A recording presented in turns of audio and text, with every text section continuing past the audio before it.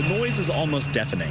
That's because two giant turbines are generating enough energy to power thousands of California homes. As it's done for decades, the Diablo Canyon nuclear power plant is a big part of California's energy grid.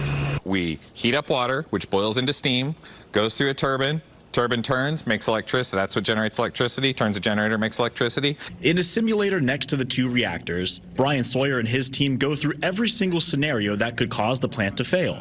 A bunch of lights are going to go out. That's basically the grid going away. No stone can be left unturned because for the next 5 years, Diablo Canyon is staying open.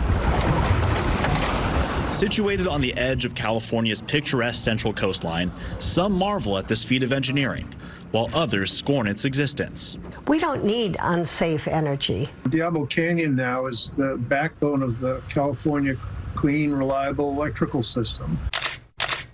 Activists have fought for decades to close the plant, claiming it's harmful to the environment. If they tried to get a license to build that plant right now, do you think there would be a chance in the world of them getting it? No. You know, that's crazy. You couldn't build a house out there. Linda Seeley is with Mothers for Peace. Climate groups like hers almost got their wish. Diablo Canyon was originally set to close this year, but in 2022, Governor Gavin Newsom pushed for the plant to remain open. He claimed the plant was necessary to keep the power grid stable as wildfires and extreme heat ravage the state. We will stack Diablo, and as we move all of these renewables, we will stress test them in the extremes. And we won't turn Diablo off until we know that we are out on the other side of that extreme. Critics say Newsom is trying to appease donors ahead of a possible run for president. A San Francisco Chronicle investigation dug into exactly what led to his decision. It has everything to do with politics. That's the key.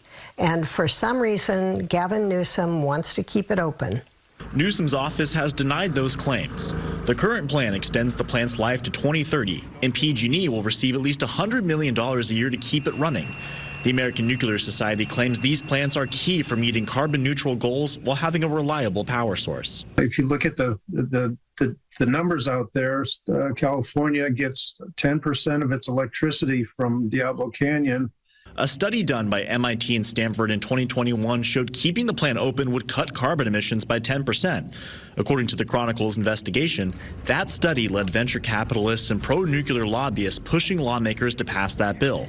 But climate groups argue the plant isn't needed, and energy gaps could be closed with renewable sources. During a sunny day like today, we have more energy than the grid can hold, and so they shut down the solar. One way or another, Diablo Canyon continues to make history as California's only remaining nuclear power plant. With all this talk about data centers and you know, electrification of things and shutting down coal plants and shutting down gas plants and all that, where's this energy going to come from? Diablo Canyon is going to be running for 5 years. I think it's a great start. A start for a possible new future for California's energy. Ryan Curry, KCRA 3 News.